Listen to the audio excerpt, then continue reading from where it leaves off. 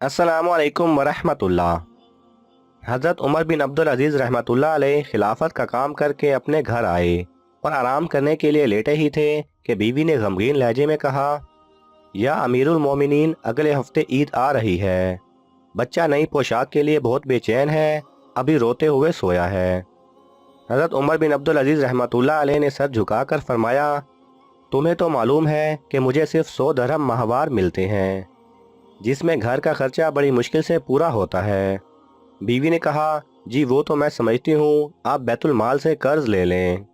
हज़रत उमर बिन अब्दुल अजीज़ रहमतुल्लाह अलैह ने फरमाया कि बैतुल माल पर तो सिर्फ गरीबों, यतीमों, फ़कीरों और बेवाओं का हक है, मैं तो सिर्फ उनका अमीन हूँ।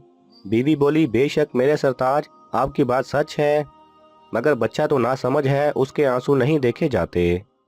हज़रत उमर बिन अब्दुल अजीज़ रहमतुल्लाह अलैह बोले, अगर तुम्हारे पास कोई चीज़ है तो उसे फ़रोख्त कर दो, बच्चे की खुशी पूरी हो जाएगी।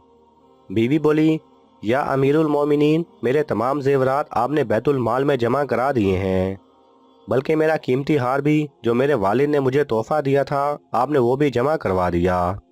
अब तो मेरे पास आपकी मोहब्बत के सिवा कुछ भी नहीं है।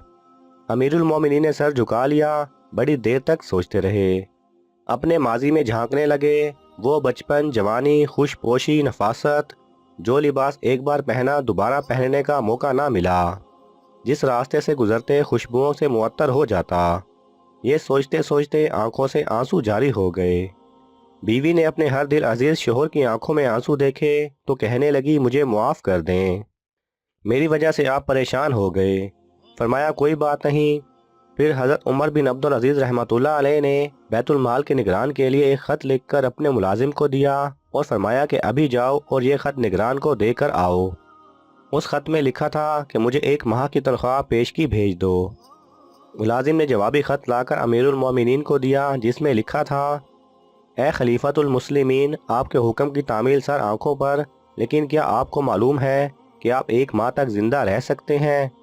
जब आपको ये मालूम ही नहीं तो फिर गरीबों के माल की हक तलफी क्यों पेशगी अपनी गर्दन पर रखते हैं?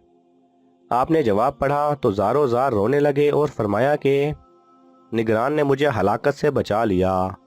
अगले हफ्ते दमिश्क के लोगों ने देखा, उमरा के बच्चे नए हसीन कपड़े पहनकर ईदगाह जा रहे थे, मगर अमीरुल मोमिनीन के बच्चे पुराने धुले हुए कपड़ों में मलबूस अपने वालिद का हाथ पकड़े ईदगाह की तरफ जा रहे थे।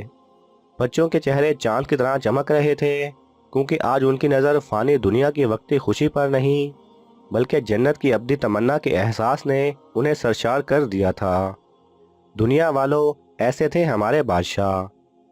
अल्लाह पाक उनका मुस्तफ़ा करीम सल्लल्लाहु अलैहि वसल्लम की शफाअत नसीब फरमाए।